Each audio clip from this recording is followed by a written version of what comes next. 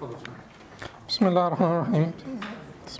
الحمد لله رب العالمين والصلاة والسلام على أشرف المرسلين. Okay, so we are continuing with the chapter or the book of Bequests, and last time we talked about some introduction. We talked about the ruling of bequests, and we also talked about the first we talked about the testator, and today we'll talk about the legatee. And we said when we talk about bequests, we will talk about 5 main things.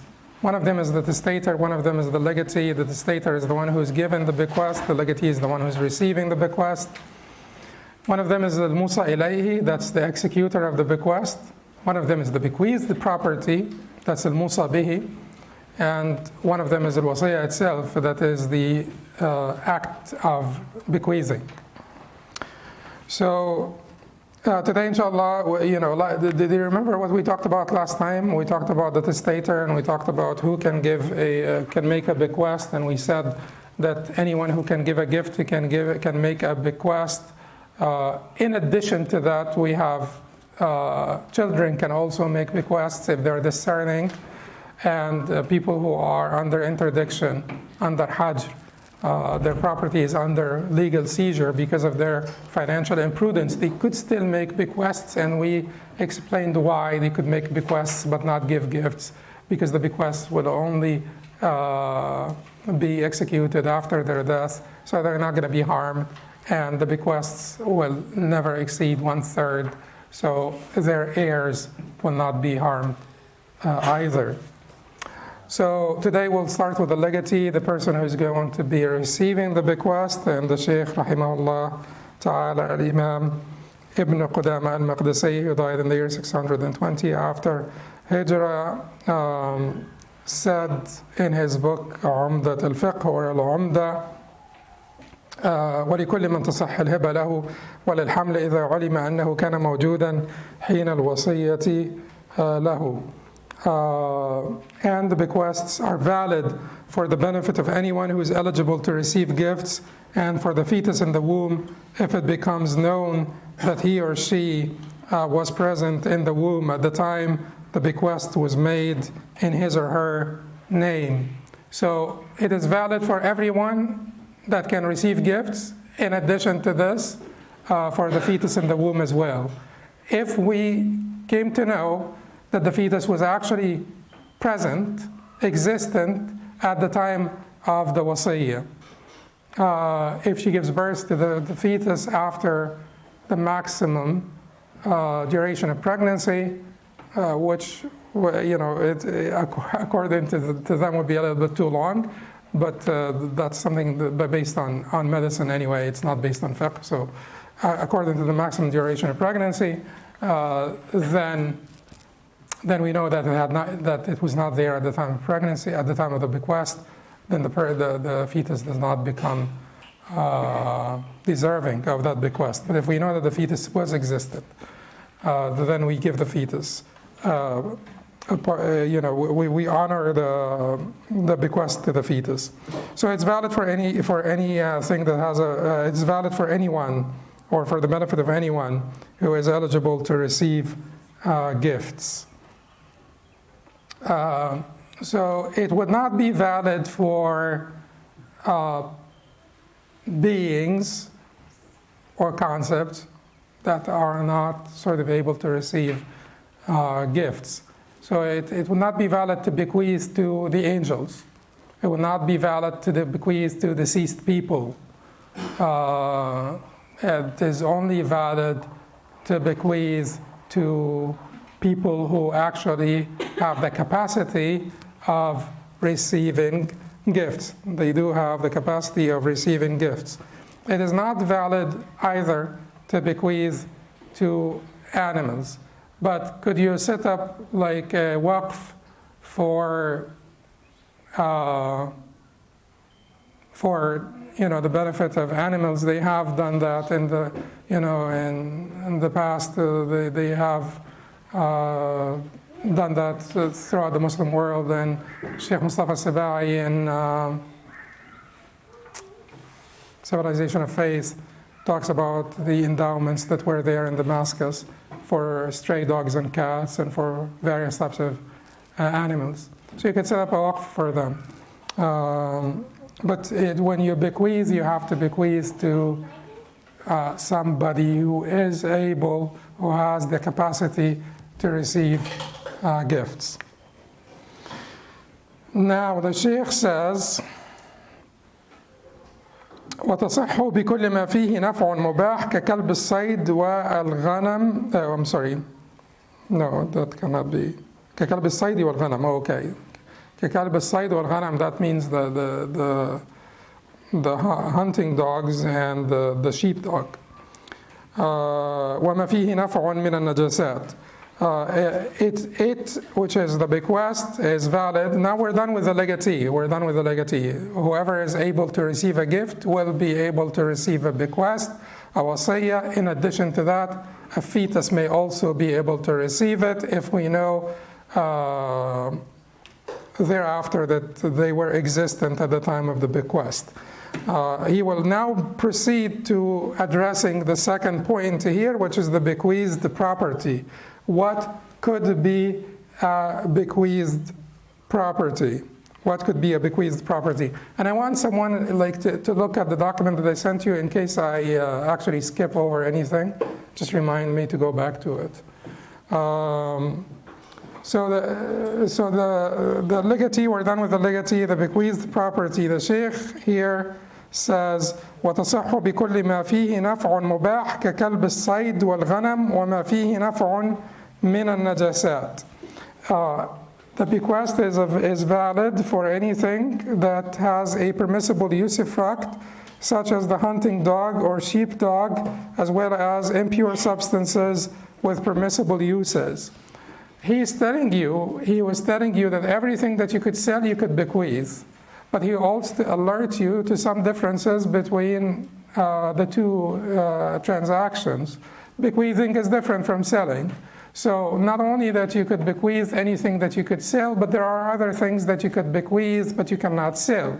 You cannot sell a dog, but you could bequeath one because it is a ikhtisas. It is not mutamawwal, it does not have a value, but it is your ikhtisas. It belongs to you, even though there is no ownership in the sense of the dogs don't have a value, at least if you if you're Maliki, Shafi'i, or Hanbali. According to Hanafis, you could sell dogs. But if you're Maliki, Shafi'i, or Hanbali, you cannot sell dogs. They don't have a value. You could only give them away. And in this case, so there is a difference between bequeathing and selling, because even though you cannot sell a dog, you could bequeath one of your dogs to somebody, because it is your ikhtisas, it does belong to you, even though it has no value, but it does belong to you, it's your ikhtisas. In addition to this, you could also bequeath things that are impure, that you cannot sell because they are najis or they are impure. If they have any permissible uses, then you can actually sell them even though they are impure. Then the Sheikh said, وَبِالْمَعْدُومِ okay, so now the other differences, because we are saying that anything that you can sell, you can bequeath, but there are certain things you cannot sell, yet you can bequeath. He said certain things that you cannot sell, like the dog, the things that are impure but have permissible uses, you cannot sell those, you could bequeath them. In addition to this, وَبِالْمَعْدُومِ كَالَّذِي تَحْمِلُ شَجَرَتُهُ, it is valid for what does not yet exist, such as whatever one's tree will bear.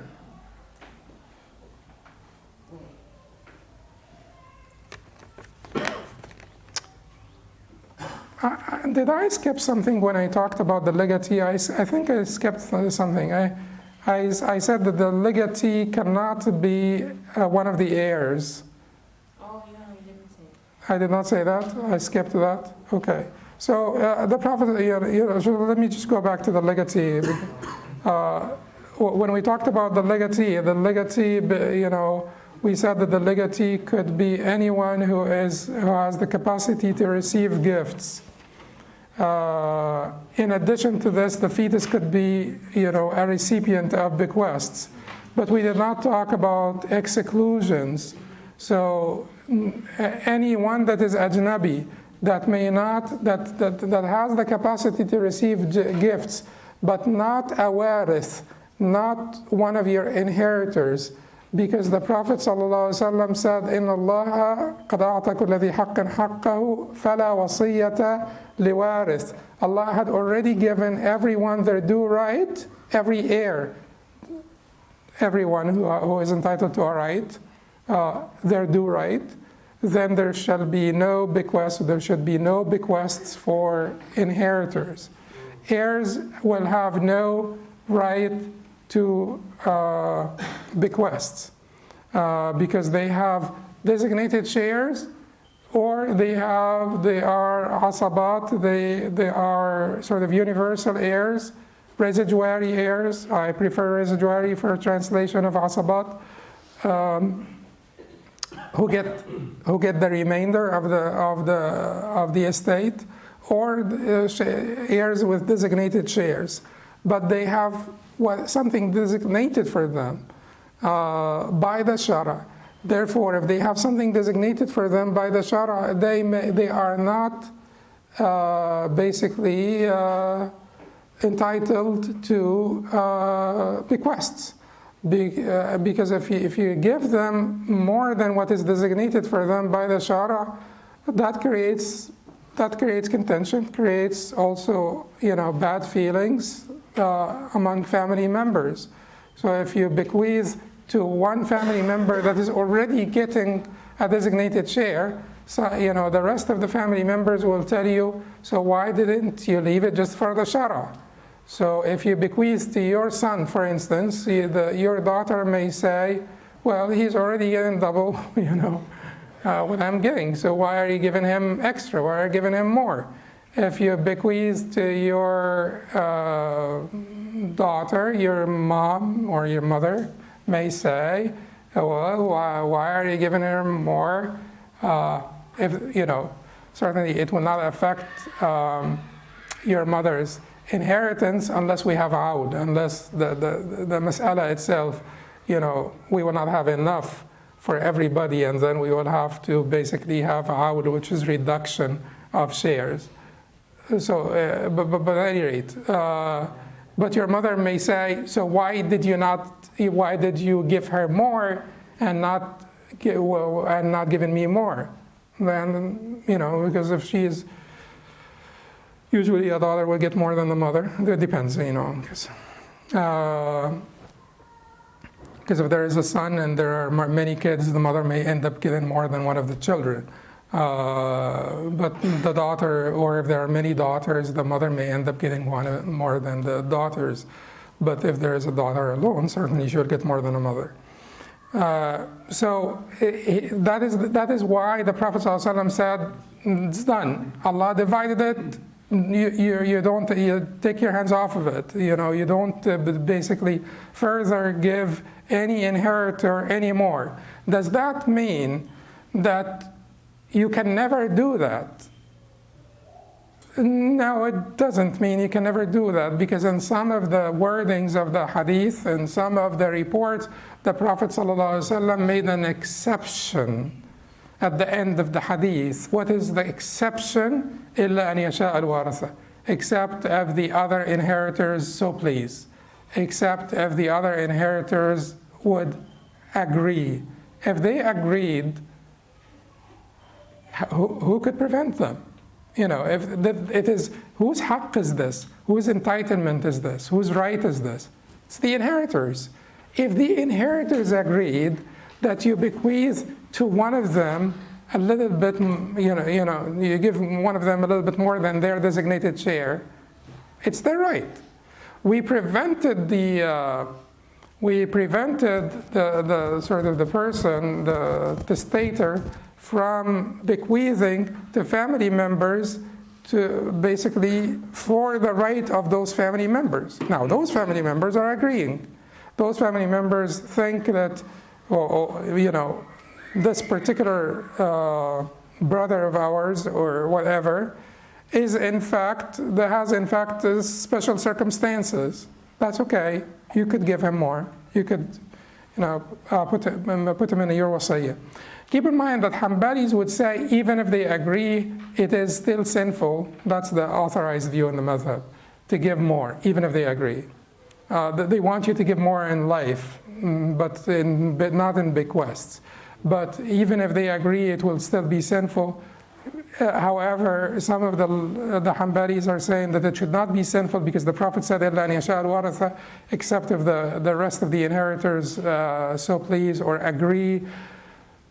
And in all honesty, I agree with that position. It should not be sinful because the Prophet clearly, explicitly made that exception. And if he said, "Illa an yasha al-waratha," except if the other inheritors so please, that it should be okay. But the authorized view of the madhab is that even if they agree, it's still sinful. Maybe they were thinking that they may agree, and certainly if they agree under coercion or anything, that it's not an agreement. But they are thinking that they will still create some sort of bad feelings. You could bequeath to anyone, so people who are not eligible to receive inheritance are eligible to receive bequests, even the harbi, even the sort of the enemy combatant is eligible to receive bequests, or the harbi in general would be translated as citizen of a warring state. A citizen of a warring state. So, even in Murtad, the apostate, the Harbi, the citizen of the enemy state, they are still eligible to receive bequests. And we know that Safiya, radiallahu anha, had bequeathed some property to her Jewish cousin, and none of the Sahaba basically contested that. So we're done with the legatee. Let's go back to the bequeathed property. And we said that the bequeathed property, and just alert me if I skip anything. And we said that the bequeathed property is anything that you can sell. In addition to this, certain things that you cannot sell, but you have they belong to you, and they have permissible uses. You could pass them on to someone as a bequest. And then we know that you cannot sell something that's not deliverable, something that is not possessed at the time, that you do not possess at the time, something that is not identifiable, not designated, because all of this will result in gharar, lack of definiteness. All of this will result in risk-taking in transactions. Bequests are not for-profit transactions. Bequests are called uqud tabarru'at. This is basically a benevolent transaction. Tabarru'at, uqud tabarru'at. Uqud is the plural of aqd. Aqd means contract or transaction. So uqud tabarru'at. Tabarru'at is the plural of tabarru'. Tabarru' is donation. So uqud tabarru'at will be translated as, you could translate this as benevolent transactions. You could translate this as non-for-profit transaction to sort them out from the for-profit transactions, which would be called uqud mu'awadat. Uqud mu'awadat. Mu'awadat is the plural of mu'awada. Mu'awada means what? Exchange. So uqud mu'awadat, basically for-profit transaction. There is exchange of benefits here.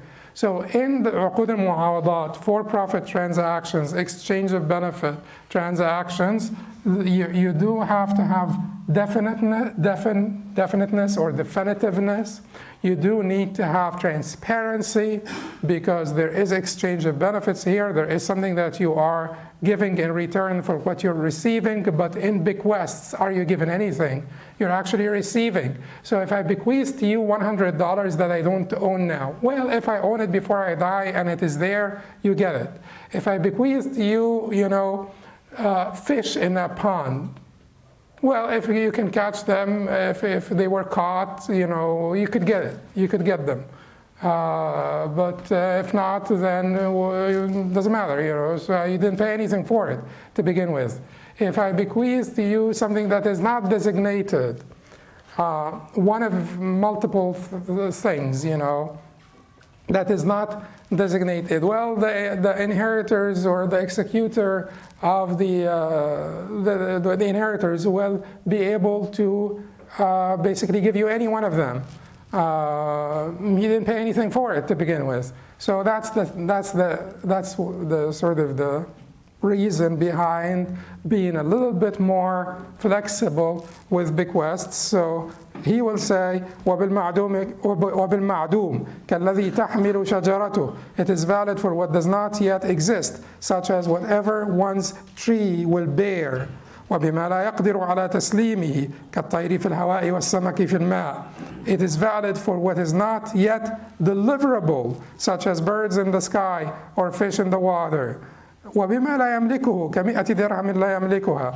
It is valid for property that is not yet in one's possession, such as 100 dirhams that one does not possess at the time of the bequest. وبغير معين كعبد من عبيده ويعطيه الورث منهم ما شاءوا. It is valid for undesignated property such as one of his slaves or her slaves. In such a case, the heirs can give whichever one of them they please. وبالمجهول كحظ من ماله أو جزء ويعطيه الورث ما شاءوا. It is also valid for the unknown, such as a portion of the estate. In such a case, the heirs may give whatever they please. It is also valid for the unknown, such as a portion of it. So he says, أعطوه شيئا, give him something. So they can give him $1. That is something. So all of these, can you do this in sales? No, you cannot do this in sales, because sales have to be definitive, have to be transparent. Otherwise, there will be a gharar. There will be undue risk taking. And I always make it a point whenever I mention something about slavery, because someone may say, we're talking about slaves here, and we're translating the book. At the time, slaves existed. And if you want to basically read more about slavery in Islam and the difference between that institution and the institution of slavery, we're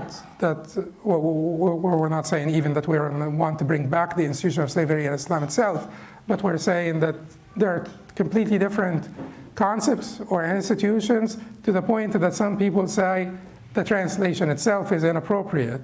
Like there was no slavery of Islam. Some people say that there was no slavery of Islam because you cannot translate, because the translation has all the connotation of the language, et cetera, et cetera. But if you want to read about it, just Google it, an issue with slavery, and put my name next to it, and you'll find my article on this issue, which will highlight the main differences between that institution and whatever it is that that comes to mind when you think of slavery. Now, having said that, we are done with the two points here, the legatee and the bequeathed property. So last time we were done with the testator, which is the musi, and the legatee, we're done with the legatee, which is al-Musa lahu, and we are done now with the bequeathed property, which is al-Musa bihi. And then we will move to some arithmetic problems.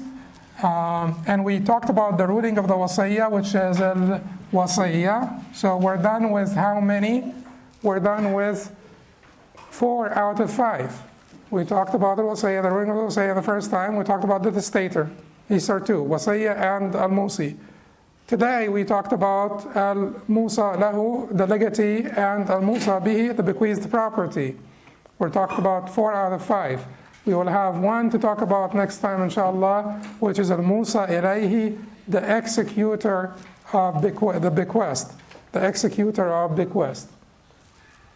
And that the executor of bequests, al-Musa ilayhi. So, but before we talk about the executor of bequest next time, and when the bequest is invalid, what to do when the bequest becomes invalid, before we talk about this, let's talk about some arithmetic resolutions or some problems. And you keep in mind, you may think that, why do we need to learn this? Because it's part of the book and we're going over the book. So we have, whenever this is just basically to show ourselves how detailed those fuqaha were and how great they were. Some of these arithmetic resolutions are pretty difficult. They require some sort of good foundation in mathematics, particularly algebra. They are really difficult. So it is to basically show ourselves how great our fuqaha were and how intelligent they were, because some of these things, hard for even the contemporary person to wrap their head around them, even if you're not really bad at math or anything. It's still hard. So the Sheikh says, وَإِنْ وَصَّ لَهُ بِمِثْلِ نَصِيبِ أَحَدْ وَرَثَتِهِ فَلَهُ مِثْلُ أَقَلِّهِمْ نَصِيبًا يُزَادُ عَلَى الْفَرِيضَةِ. If the testator bequeathes to him, the legatee, an amount equal to the share of one of his heirs, he, the legatee, will be entitled to the smallest share. This share will then be added to the rest of the designated shares or the furud. So if it's pretty easy, If I say that give Hassan like one of my heirs, like one of my waratha, give Hassan like one of my waratha, and he did not decide which one of the waratha. And one of the waratha, he died and he was survived by a mother, a wife, and a daughter. What does the mother get? 1/6. What does the wife get? 1/8, because there is a daughter. لوجود الفرع الوارث. وجود الفرع الوارث. That's basically an inheriting descendant. So what does the daughter get? No, not the rest. Shouldn't say the rest. Yeah, the daughter does not inherit by ta'asib unless there is a son. So the daughter gets a designated share. She gets 1/2. So in this case, he said, give him like one of the waratha.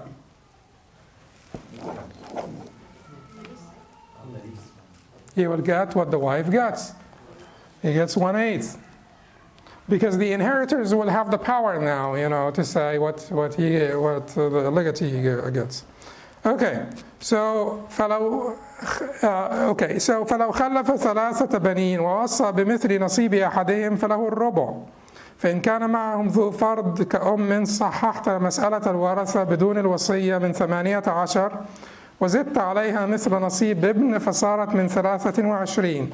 So if he leaves behind 3 sons and bequeaths to a legatee, what's equal to to one son's share, he, the legatee, or she, will get 1/4 of the estate. So is that clear? That's clear. He left behind he was survived by 3 sons. And he said, give Hassan like one of my sons. Every one of them will get 1/4 of the estate. Give Hassan like one of my sons. He was only survived by 3 sons. Hassan gets like one of them. So Hassan gets 1/4. And each one of the sons gets 1/4 of the estate. Okay. فإن كان معهم ذو فرض كأم صححت مسألة الورثة بدون الوصية من 18 وزدت عليها مثل نصيب ابن فصارت من 23. If there is, in addition to the 3 sons, also a mother of the testator, then there will be 18 shares. So you add to them the share of 1 son, and then the calculation will be based on 23. So, okay. Okay, so the three sons also had a mother, so he was survived. No, the testator was survived by three sons and a mother, his mother. So the testator was survived by three sons and his mother. One mother only, you can add. And then he said, give Hassan like one of my kids. Give Hassan like one of my kids. So how do we figure this out? Give Hassan like one of my kids. So we don't know what Hassan gets, so we say Hassan gets X. We know what the mother gets. What does the mother get? 1/6. لوجود الفرع الوارث, because there is inheriting descendant. And you don't say الفرع الوارث المذكر, because if you say لوجود الفرع الوارث المذكر because of the presence of a male inheriting descendant, you'll be right, but you'll be wrong. Why will you be wrong? Because you are inferring that if this was female, the mother would have gotten something different, and she would have not. Okay? So you have to be very careful, very precise in your language. So the mother will get 1/6. Okay?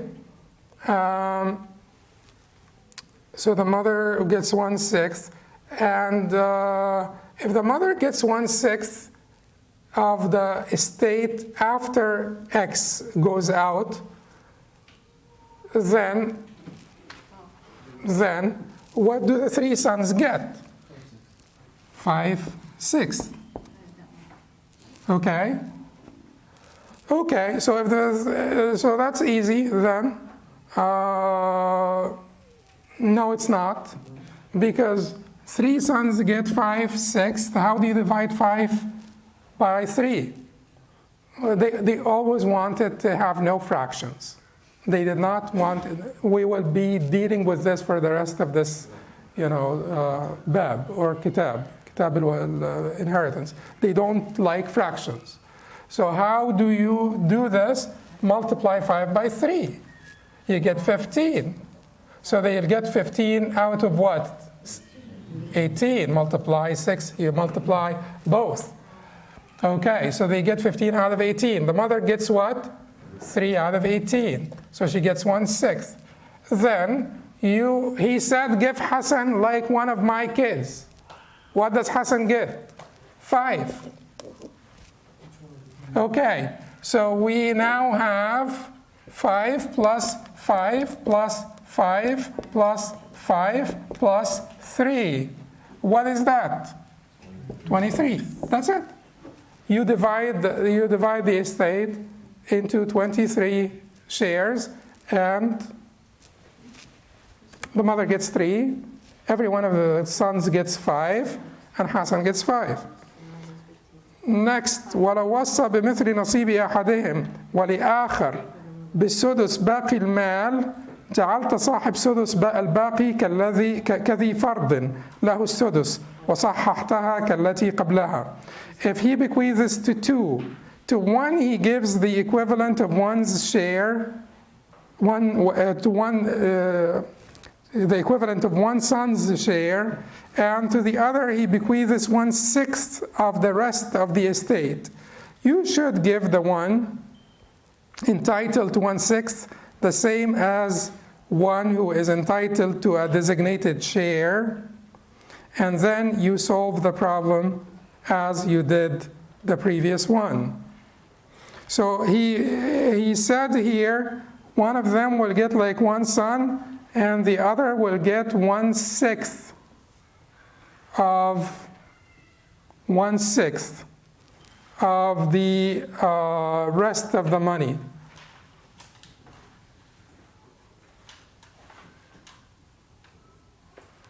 It will be just like this. So this will be the legatee here. instead of the mother. So he said,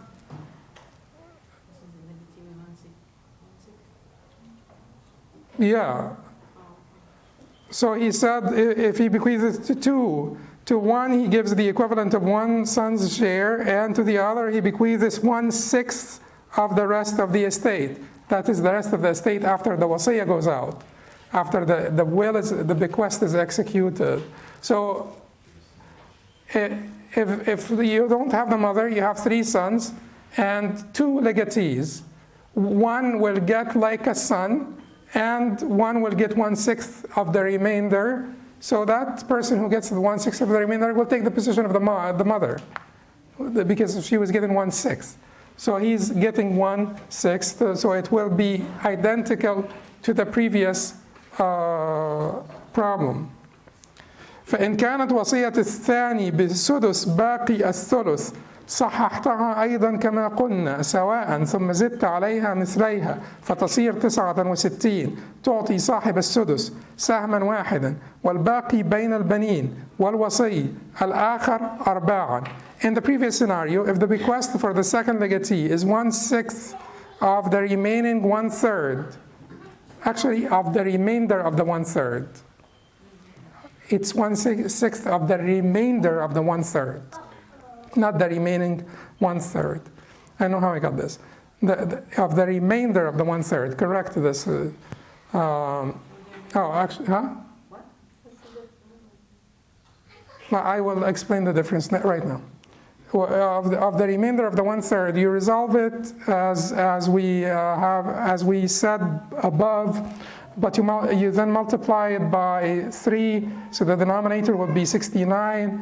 Of this, the second legatee will get 1 share, and the rest will be divided by 4 between 3 sons and the other legatee. So he has 3 sons. And he said Hassan and Ali. Hassan gets like one of my sons. Ali gets here not 1/6 of the remainder of the estate. So he will not be here with the heirs. No, he gets 1/3 of the remainder of the third. What is the third? Okay. It means here, the ceiling of the wasiyah is what? 1/3. You can't get more than 1/3, right? Okay. You can't give, for the wasiyah, you cannot give more than 1/3. So he said, Hassan will get like one of the sons, okay? Hassan is getting like one of the sons. And then Hassan will get 5. And so if Hassan gets 5, like the rest of the sons, no, it's not like Hassan will get 5. Hassan will get X, and each one of the sons will get X.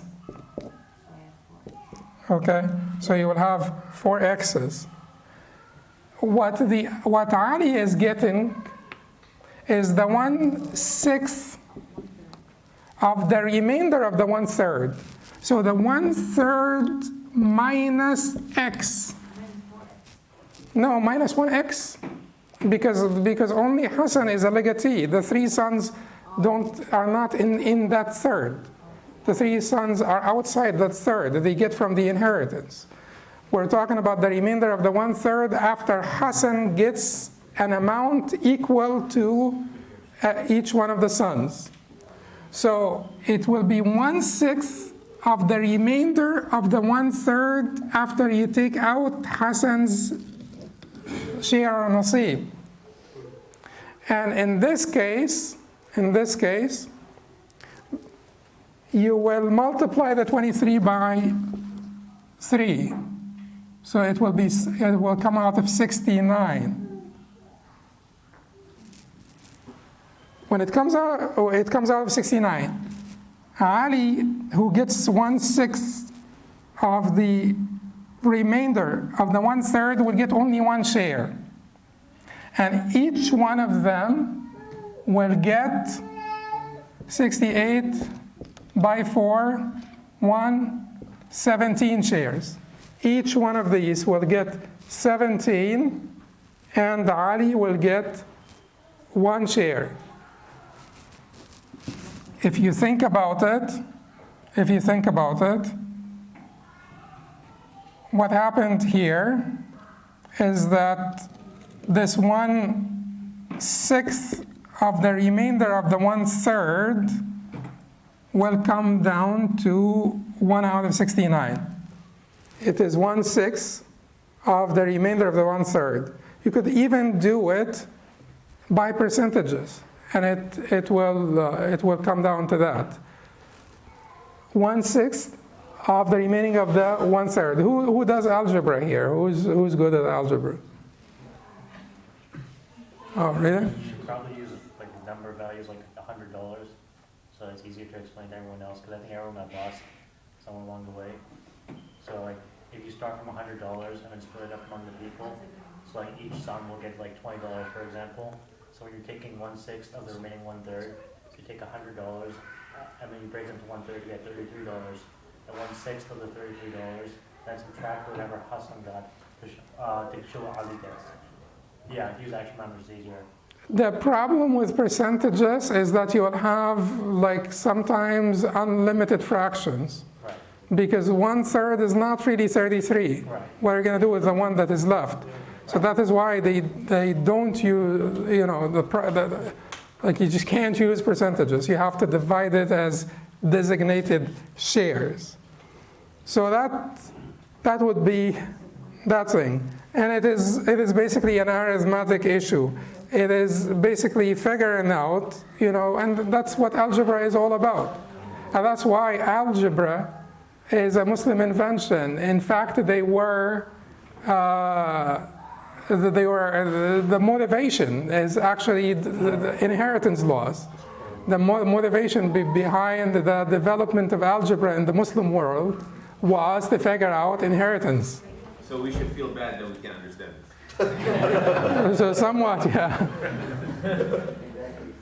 So the idea here is that you will say that each one of the sons will get X, therefore Hassan will also get X. And you say that he said 1/6 of the remaining of the 1/3. So that 1/3 minus X divided by 6 equals Ali's share. So if let's say that Ali's share will be 1, then you figure out from here what is X. And once you have figured out the X, then you'll be okay. And the X here will turn out to be 17. Each one of the sons will get 17, and one of the legatees will get 17. 17, 4 17s is 68, and then that Ali will get 1 out of the 69 shares. Okay? And next time we can get you an algebra guy. And this is for the executor to execute? As for the executor, and that's what they had to figure out all the time. That's why they actually taught the fuqaha, they taught them algebra, because it is one of the distinctions of ilm al-fara'id is that it's a science that straddles 2 different fields, fiqh and math, particularly algebra. Yeah. So let me finish, because I'm not going to go back to the arithmetic resolutions the next time. Then he says, وإن زاد البنون على 3 زدت صاحب سدس الباقي بقدر زيادتهم فإذا كانوا 4 أعطيته مما صحت منه المسألة سهمين وإن كانوا 5 فله 3. If there are more than 3 sons, you give an additional share over whatever denominator is used to resolve the problem to the legatee, who is entitled to 1/6 of the remainder of the estate for each additional son. So if they are 4, he gets 2 shares, and if they are 5, he gets 3. Do it, and it will come out right. If you have that ability to do algebra, it will come out. It will be right. he's saying, what if, he said, give Hassan like one of my sons, and give Ali 1/6 of the remainder of the 1/3 after Hassan gets his nasib out of that 1/3 that is designated for wasiyah. 1/6 of the remainder of the 1/3 goes to Ali. Now he's saying that if we had 3 sons, Ali got 1 out of 69, which is the sort of the smallest denominator that will avoid fractions. If you had 4 sons, Ali would have gotten 2 shares out of whichever denominator that problem can be resolved with, without fractions. If you have 5 sons, he will get 3 of whichever denominator, whichever number of shares. That problem can be resolved without fractions, and so on. Next time, get someone who,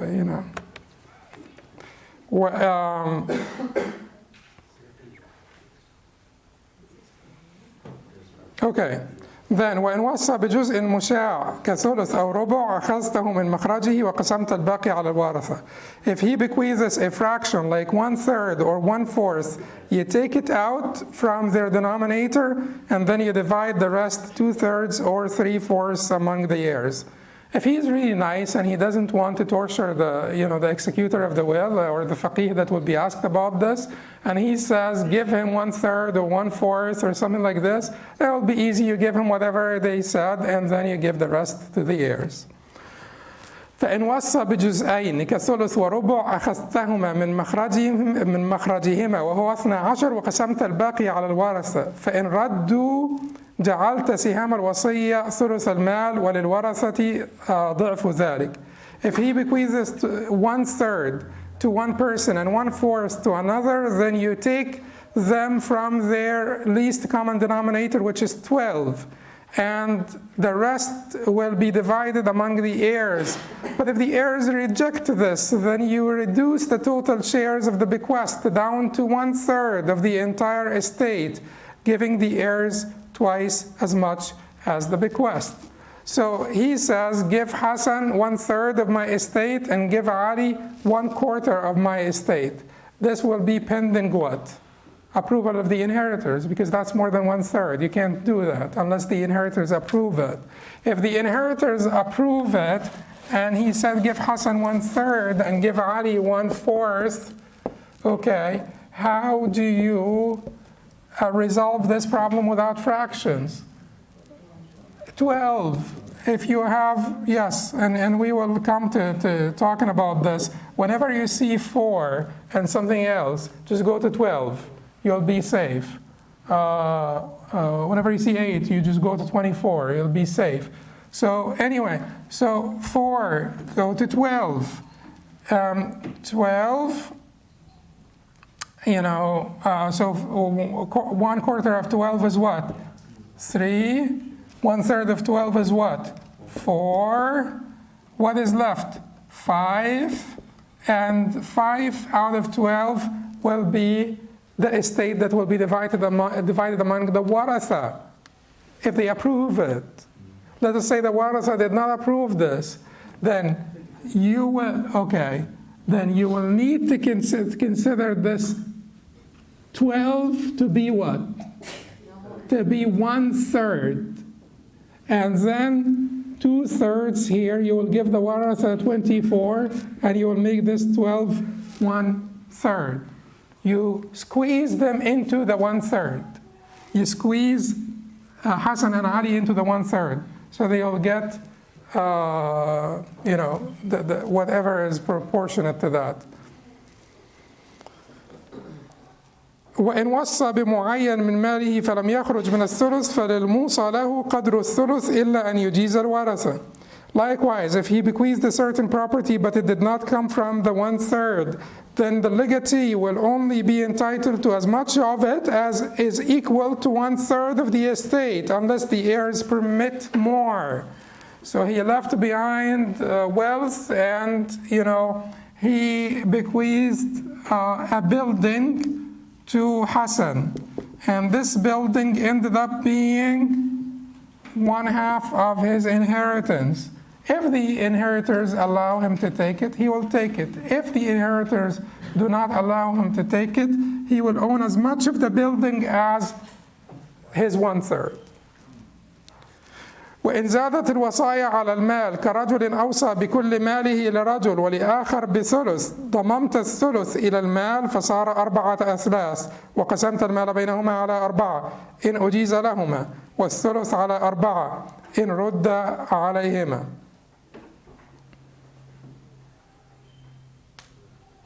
Okay, so if the amount of the bequests exceeds the value of the entire estate, as with a man who bequeaths 1/3 of his estate to one particular person and the entire estate to another, then you combine the 1/3 with the entire estate, making a denominator of 4 shares.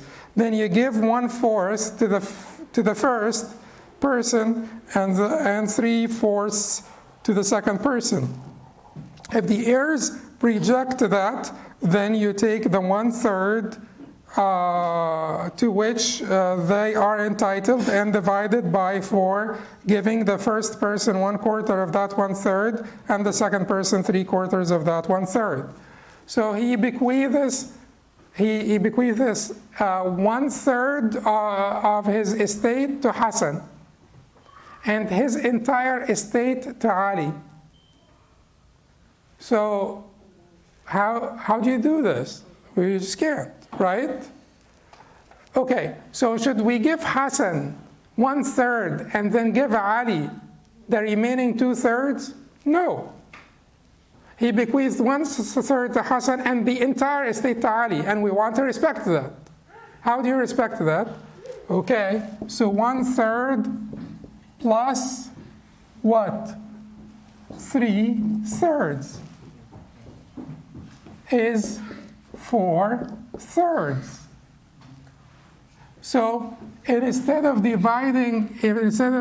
denominator being 3, you make the denominator 4.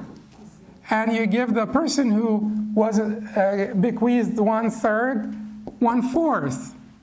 And you give the person who was bequeathed the entire estate 3/4. That is, if they allow this, the inheritors will say, no, we don't allow them to take more than 1/3. Then that 4 becomes 12, right? And the inheritors will get 8, and those fellows will get 4. And you divide the 4 the same way you divided it. But the 4, instead of the 4 being the whole estate divided by 4, no, the estate will be divided by 12, and we squeeze them into the 1/3, and they get out of that 1/3, as we said before, 1/4 for the person who was bequeathed 1/3 of the estate, and 3/4 for the person who was bequeathed bequeathed the whole estate. Then he says, وَلَوْ وَصَّى بِمُعَيَّنٍ لِرَجُلٍ ثُمَّ أَوْصَى بِهِ لِآخَرٍ أَوْ أَوْصَى بِهِ إِلَى رَجُلٍ ثُمَّ أَوْصَى إِلَى آخَرٍ فَهُوَ بَيْنَهُمَا. If he bequeaths a certain property to one person and then bequeaths the same property to another person, they share it likewise if he designates one man as an executor of his will and then designates another man they are both executors. So, do you remember when we talked about Atiyat al-Marid, the gift of the terminally ill? And we said one of the differences between bequest and the gift of the terminally ill is what? The gift of the terminally ill takes time immediately at the time of the gift retrospectively. Meaning what? I'm terminally ill. My gifts would have to come out of my third. And then my gifts will be executed only upon my death and will come out of the 1/3, just like the bequest. But one of the differences between the gift of the terminally ill is that it takes place immediately. So if I bequeath if I give away a factory, the proceeds of this factory, even though I will take it, seize it, after, or the person will seize it after the death of the donor, but he became the owner of it immediately at the time he was given the gift, if we know that it will come out of the 1/3 after they die and so on, because it will be treated like a bequest. So since the ownership happened immediately, then if he gives away one thing to one person, and then he gives away the same thing to another person, or he gives away 1/3 of his estate to one person, 1/3 of his estate to one person, and then gives away, that is the gift, not the bequest, gift of the terminally ill, gives away another person 1/3, and the heirs refuse to give them more than 1/3, then the first one only gets his 1/3, or gets his gift, gets that factory, and the second one gets nothing. Why? Because the gift of the terminally ill is effective immediately, pending, meeting the conditions of being within the 1/3 and so on. So, but in wasiyah, he gives this factory he bequeaths this factory to X. Then a couple of months later, he bequeaths this factory to Y. And then he dies. Who gets the factory? We divide it between them. No, not the first one. Divided. The first one, if he was given away in his life. Now that he's bequeathing, this is a different story. Because when does the bequest become effective? Upon death. Does he die at 2 different times or one time? One time. Which is different from the gift of the terminally ill, because he gave away the factory at 2 different times. Is that clear? So that's what he's saying. But the other thing that he was saying, if he designates one as the executor of the will, and then it designates another person as the executor of the will, both will be executors. Okay? And then I will finish, and then we'll have the 5 minutes, and then we'll have all the questions, because I want to make sure that I just get done with this. وَإِنْ قَالَ مَا أَوْصَيْتُ بِهِ لِلْأَوَّلِ فَهُوَ لِلثَّانِي بَطَلَتْ وَصِيَّةُ الْأَوَّلِ. Certainly, if he bequeathed this factory to X, and then he said, that factory that I bequeathed to X, whatever I bequeathed to X, is actually Y's, I bequeath it now to Y. However, if he says whatever I bequeath to the first is for the second, then the bequest for the first person is annulled. The bequest for the first person is annulled, because he expressly said that what I bequeath to X goes now to Y. So he has that power. Why? Remember, what kind of contract is wasiyah? Lazim or wajib? Lazim or jaiz? Aqd jaiz, which means non-binding contract. Aqd lazim is a binding contract. A non-binding contract can be recanted or not? Can be recanted. Therefore, if I write something in my wasiyah and I want to take it back, I can take it back. I am empowered to do that until I die. So I can keep on sort of remodeling my wasiyah all the time. And I am entitled to that. قل قولي هذا أستغفر الله لي ولكم سبحانك اللهم وبحمدك أشهد أن لا إله إلا أنت أستغفرك وأتوب إليك. I'm sorry for being late, and we'll have 5 minutes for people to leave, and then we'll have our Q&A session.